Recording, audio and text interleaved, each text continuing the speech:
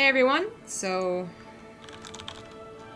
we have both players here. It's gonna be the losers match, as I said. I think JonSnow didn't realize that, so we had to bring him back online, and we had to get ByuN off from AFK. It worked out. Now they are vetoing, so it's gonna be a TvZ. Now this is a matchup that ByuN has always been particularly good at. And while JonSnow is able to get one game off of Solar, will he be able to get a game off of ByuN? Yeah, I mean, I feel like beating Solar, even though, ByuN's not been the unstoppable, incredible force that he once was, at least not these days, I still think that ByuN's TvZ is incredibly top-notch, world-class, and JonSnow's going to need to pull every single bit of talent that he has to try and win this series. Yeah. But I've been kind of convinced that foreigners can take ZVT to the best. That was a matchup that I really thought was like, it was like if you're better, then you were gonna win. Whereas I feel like, mirror matchups, you could say something about that. Maybe the balance of other matchup like PBT or whatever there. But TvZ always felt like the gold standard to me. Yet, I don't know, I've seen a bunch of like people I was just like, nah, they can't beat that Terran. Actually be quite good. Well, I think there's actually like a lot of the foreign pro gamers seem to actually feel like the foreign Zergs are actually the best in the world, specifically the European ones. Which, may be true, maybe not. I don't know. I don't want to say either or, but guys like Nurchio, Snoot, that sort of thing, do actually feel like they're probably, the best Zergs. They feel like your higher level Zergs, like your lasers, like your Serals, that sort of thing, are going to be able to beat Koreans on a good day, or even on a regular day. Yeah. It has been the foreign Protoss winning the WCS tournaments, of course, but well, not Protosses, I should say Protoss. No plural there. It's just been Need 2 times in a row. Yeah. I mean, certainly European Zergs, I think. I mean, for a time, it seemed like they really had the better response to Terran. But then the Korean Zergs were hard at work bringing back Mutilating Bling. Remember that period where Mutilating Bling thought was to be like the worst thing in the world. No one wanted to do it. That was a dark time. But yeah, now it's a little more even. It's all about that Corsair Gear Festo. Yeah, now I see both from I think all of the regions, North America included. But yeah, I was actually thinking when I was talking about like foreigners and Terrans and all that, I was thinking, of course, Game Time versus Euthermal. Euthermal not a Korean, but still like a really good Terran. And Game Time, just kind of was like, I guess he's a shot, but I don't really believe it. And he just had a very aggressive style that ended up overwhelming Euthermal. So that was... And Euthermal's TvZ is incredible as well. Like he's a Terran that practices on the European ladder, and like I just finished mentioning, the European Zerg's pretty good. There's no shortage of them on the European ladder, of course. So. Yeah. You play plenty of it. And that's part of the reason, like, it's funny how ladders work, but part of the reason why a lot of people that practice on Korea get really good at TvT is because there's so many good Terrans at the high level. Like Kelazor's TvT went from 1 level to like 5 levels higher than what it used to be.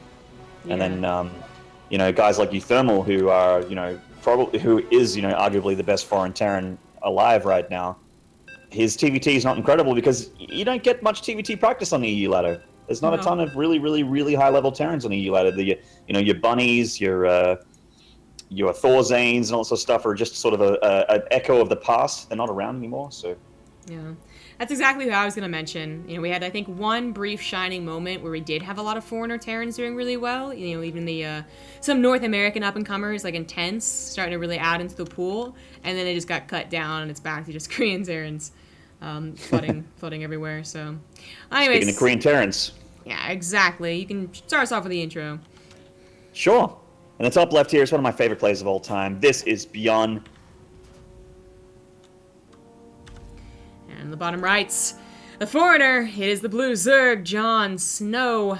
Foreigner living in Korea right now. In the team house. Yeah, probably he's one of the people that, a lot of pro gamers in StarCraft 2, specifically StarCraft 2, because our pro game scene is the most handsome by capita. The JonSnow has probably one of the best smiles I've ever seen in my whole life. I got to meet the guy for the first time in Austin. And when he showed me those pearly whites, it blew me away. I had to take a minute before I could continue speaking. I can't remember what we're talking about, but yeah. That's a weird thing to notice, man. I don't think I noticed how pearly white his teeth were. It was just a beautiful smile, man. It's not even the teeth. It's the dimples. You know, the everything. It's just okay, all right. It was just a big grin. I get you. I think ByuN has a pretty like infectious smile. Oh, he does. You know, the reason why I say that he's one of my favorite players in the whole world, by the way, is because he is the antithesis of that faceless Korean meme.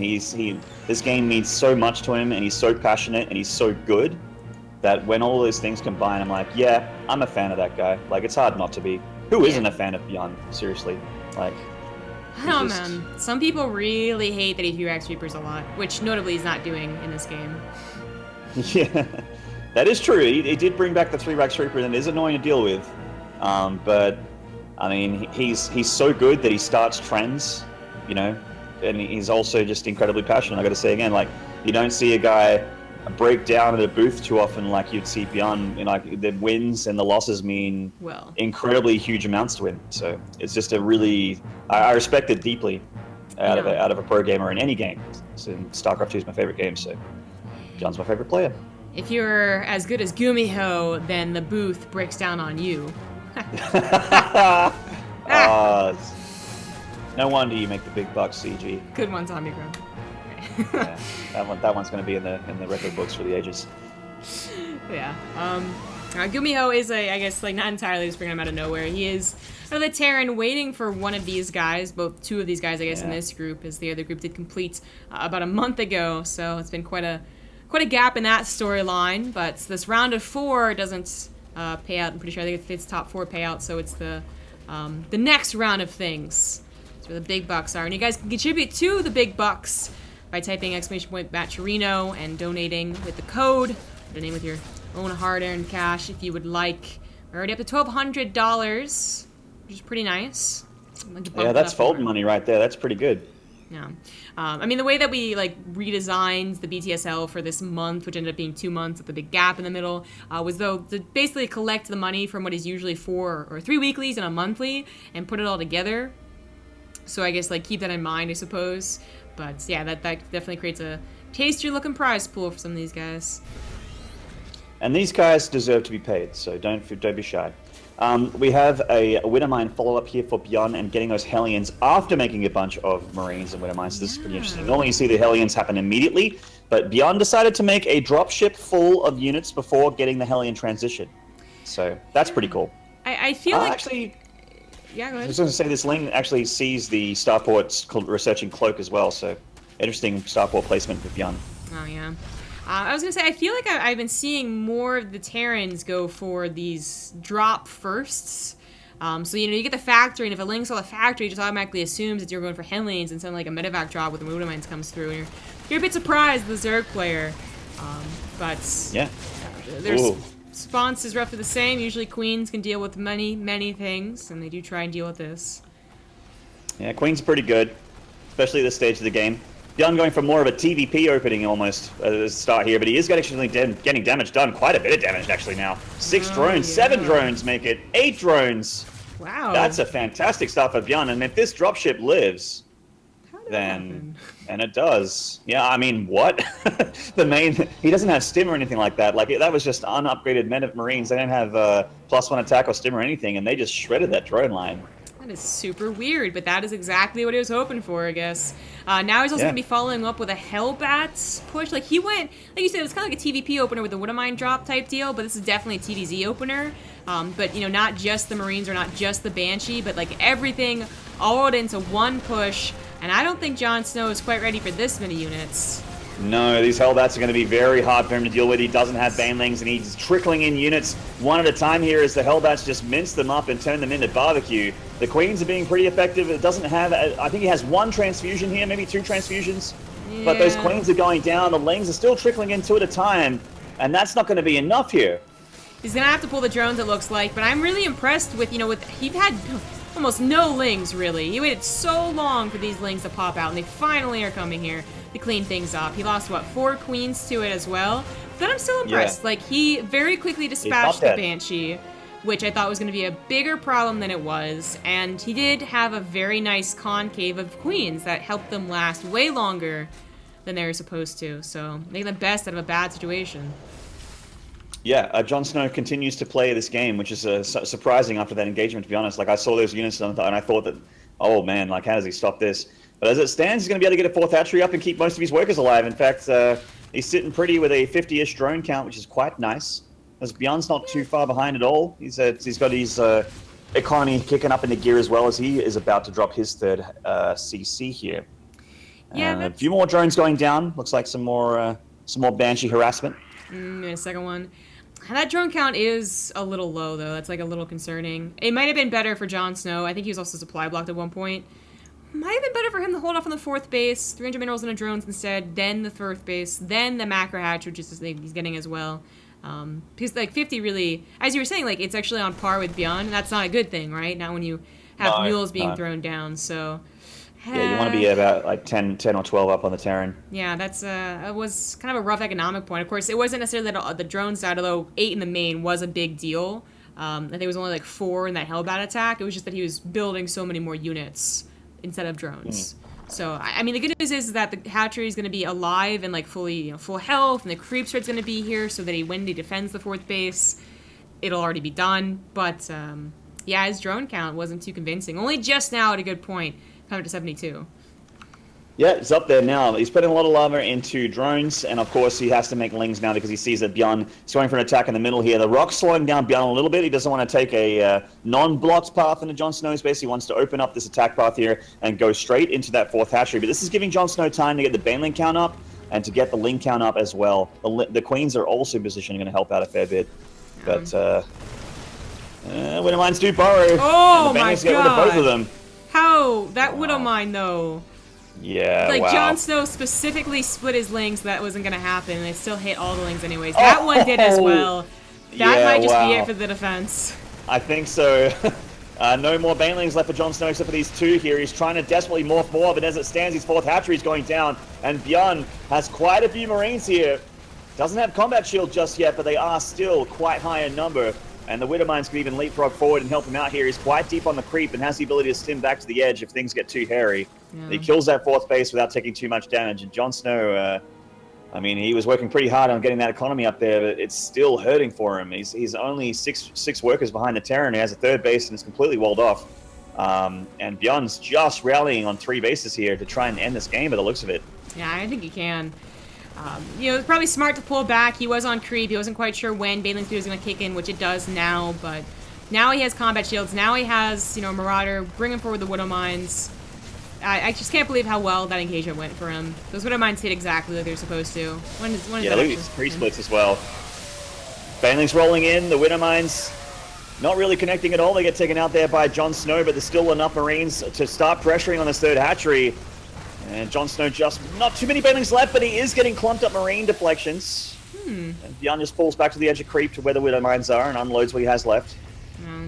I feel like this is just the last little bit of an adrenaline rush though for JonSnow. He's probably banking, waiting for his larval to pop, and now that it looks like he has a chance. But is it really?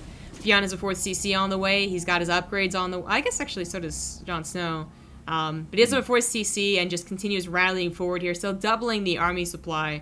And yeah, I think this reinforcement will end this game. It's starting to have Marauders thrown into the mix as well to help tank against those banelings. 3rd hatchery getting very, very low now. Target fire amazing there on the banelings. And we got the Mutas trying to help out JonSnow, but so many Marines and Widow Mines, I just don't see it happening. Oh, those Mutas are going to get shredded. GG. Shredded indeed. And ByuN takes a game win there for map number 1. Pretty convincing in the end, but the start of that game was an impressive hold from that Hellbat push by JonSnow. It was a plus side for him. Yeah. But didn't manage to finish that game off. Yeah, I mean, I said, like, best of a bad scenario. Still, sticking to that, so it's still a bad situation. I just can't believe he lost 8 drones, 7 against the Marines. I think it was like 4 or 5 Marines as well. Yeah, that... Wasn't that many. That definitely, I think, hit his pacing pretty hard, and then, yeah, of course, having to deal with such an attack. That was going to be a tough game, so JonSnow does go down, and I feel like he could have held on, clawed his way back into the game, too, if those Widow Mines had not been literally perfect. Like, they didn't even, I don't think they really splashed the Marines, they were that perfect, so. Yeah, that was incredible. 2 really great connections, just like the army If you guys get the replay, like if you're subscribers and that sort of thing, and you get the privilege of getting any replays, you just watch that army supply disappear. Yeah, exactly. And yeah, of course, subscribing to BaseTradeTV does get you the replay pack for this tournament. I think at the end of the... It's one of the reasons I subbed. Yeah, end of the tournament. Yeah, a lot of good reasons. We have great emotes, we do great things for StarCraft, and we give you amazing replay packs. That's why I said one of the reasons and not the reason. There's so many reasons. There you go. And you get a part 2 if you subscribe for 12 months, just saying. So. Yep, 1 month away. I can make it. I just need $5 more, guys. In the top left here, currently on match point in this series, this is ByuN. And he is going to proxy some Reapers. Well, there we go. There's the ByuN I know and love. In the bottom right, as the blue Zerg, it is JonSnow. Tis. Of course, Game of Thrones Season 7 starting soon for those that are interested. It's kind of hard to avoid, even if you're not interested. Game of Thrones is a pretty popular show. ByuN's not gotten a gas yet. This may just be straight up Mariners with a bunker rush. He definitely did this before. I forget against who. It was very recent. And it was a bit of a question mark. But what it ended up being was a bunker rush into... I think he just went to a macro game back at home. You know, there's two options. There's one that's just like more all in, where you just like also like, you know, proxy a factory into like a tank and a cyclone or something like that. And there's the other option, which is build a factory back at home with the gas you do eventually get, as we can see here. So at least you can follow up this marine push with Hellions if they manage to break out, or cyclones if they go for the roach path. But this is something that JonSnow is not going to be able to see. This Overlord is not going in the direction that's going to be able to see it quite enough. And he can't see the bunker when it's being made either. The hatchery has very limited vision. Yeah, you're absolutely right. And there's the first bunker getting queued up here for ByuN as the barracks finishes. Marines on the way here for this old school rush being whipped out here by ByuN. I love it. Someone in the chat, Celev7, calling this BVZ, the ByuN versus Zerg. Yeah. It is almost like that because of how good ByuN is in this matchup. You know, I feel like if we were going to call anything, you know, a letter versus Zerg, it would be IVZ when innovation was just like seemingly unbeatable. Oh, in man. TvZ days, just back in the Heart of the Swarm. Oh, I remember he started streaming around then too. There's a glorious stream. Oh. Yeah. Huh. Hype. Yeah. So this is the Marine Rush. You're gonna build more bunkers to almost fully wall off, and Lings are gonna have a tough time against it. You might eventually break out, but what type of position does that put you in? You have a lot of Lings that probably cannot counterattack, and you don't have a natural hatchery. Yeah, it's pretty tough, and it looks like JonSnow's option here is to go for Baneling Nest and try and bust through. And I mean, when you make the Baneling Nest, your hope is to be able to use the Baneling tech to be able to bust through and kill the Terran on the other side of the map. But of course, ByuN is aware of the follow-ups here, and as it stands, has a pretty strong position in the early stage here.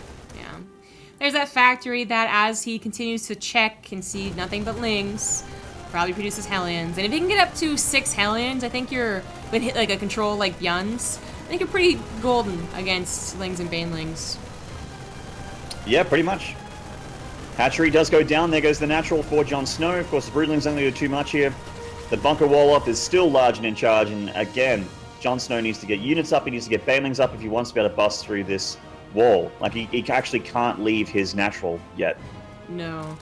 I mean, you know, Legacy of the Void gives you the drop Overlord option, but not too worthwhile to try and just elevator them down. They're only Lings after all. Yeah. Yeah, it'd be a nice slow ferry, but as we see, no evolution chamber or anything like that, so he's just going to try and just bust through with numbers. And ByuN is making Hellions back at home from that reactor. So he's going to be pretty golden, like you said, back at home against the Lings and the Banelings. Yeah, it's getting up his natural back at home. And JonSnow does bust through, gets those bunkers down eventually. In fact, one of them's still alive. Oh, that's not great that one of them is still alive. Lings, you know, die. Unnecessary deaths. He does break free, and I think he's only...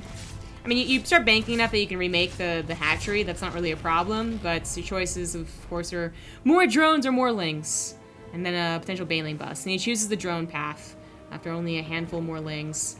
Tough. Hellions, 4 of them, that's a pretty good number. This will make it not a problem. Yeah, Link's completely deflected here. In fact, 3 of them dying to the Hellions. And ByuN's natural is up. He's up 3 workers, so really good spot for the Terran. And one of the barracks does make it home to be able to join in the 1-1-1 production that ByuN's got going for himself. Getting Banshee production going on as well, which has really shown its ugly head again in the TvZ matchup. The Banshee's been quite effective. We saw Banshee doing a lot of drone damage to JonSnow. Well, not the first Banshee, but the second Banshee for ByuN did a lot of damage to JonSnow in that last game in Abyssal. And he's going for an armory as well, so straight into Hellbats from this. Yep. He's going to have a lot of Hellions. I'll try and use them. Not going to be for run-bys, but just simply overwhelming. You know, obviously JonSnow has Baneling tech, which once upon a time was the answer to Hellbats before just, numerous amount of queens did the job. So, usually that's okay, but I think numbers is going to be the main problem. You need, 8 Banelings to really feel comfortable against a Hellbat attack, and even then, some of them might get sniped by the Banshee, because you don't have Lair, and the Banshee's going to do stuff and kill you and be a problem. Although I guess it's not Banshee's going to do stuff. Exactly. It's going to do a lot of stuff. But stuff and things. And here we go. Armory is done. Hellbats are in charge, and these queens are off creep. So they are in trouble. I mean, they have energy for transfusions, but they're starting to run out of juice. Baneling's coming in, not the greatest connections on the whole world, as the Hellbats were split for the most part. 3 of them still alive with a Banshee to help out. Should be able to beat these queens. Nah, she's almost dead. Yeah. Hey, she had Cloak, though. This would just be like a non-contest, and ByuN maybe even thinking about it for a second, okay, maybe I should have gotten it, but too late now. 2 Hellbats go down in the Baneling connection, so pretty reasonably nice there for JonSnow. He's trying to get a Spore Crawler down to help out against the Banshee, because the Banshee is pretty low anyway. He doesn't know if it has Cloak or not, but now I guess he does know. And he's actually starting to lose these Hellbats to these Lings here. JonSnow is deflecting the Hellbat push. Yep. He lost almost 40 Lings for it, I suppose, including the ones that countered. And another Banshee is going to take control of the map. Almost no drones. 29 drones. Ugh. Yeah, exactly. Well, again, just doing what he can with what he was given. ByuN has a couple of extra Hellions just in case there are enough Lings left over to really threaten his wall. And that's going to be back into Marine production. Hellbat time was a good time, but it is all about bio now for ByuN, as we see that he is getting stim and switching over his add-ons, getting his extra barracks production. In fact, he's got 5 barracks now, just ready for that 3rd base economy. It's about the number you need. Yep. And yeah, he's gonna be sitting pretty. Switching over the add-ons, getting those reactors down. This actually amazes me sometimes how long it takes for a reactor to finish. It is a slow add-on. Oh. I was gonna say, it amazes me sometimes to watch the add-on dance. It can be, it looks so pretty when a pro does it, but then you try and do it, and you accidentally misclick, and then you accidentally hit the wrong thing, and then you accidentally don't place it in the right position, and just it takes 30 seconds, and you die to a Baneling on or something while you're doing it. It sucks. I know that a lot of fans of StarCraft 2 don't actually play the game, but for those of you that do, you'll be able to relate with me on this one. Nothing feels better than when a build order is so crisp that you get the minerals down to 0 at one point because everything lines up when you build it. It is actually euphoric as a feeling when you play that much StarCraft and you pull it off nice and crisp. There's nothing quite like it. Yeah. I haven't found that feeling from other games yet. I guess StarCraft 1, but I played more StarCraft 2. Right. Well, the double medevac drop isn't quite full, but it will have stim. We even have +1 armor on the way with that armory already done. What does JonSnow have to defend? He has 5 Lings and 2 Banelings. That's rough. Yeah, he's been putting a lot of lava into drones. He's making some Lings now, but yeah. These Marines are getting pretty deep on the creep, but there's not too many Banelings and they don't have Baneling speed or anything, so it's very, very microable against me. We've seen ByuN.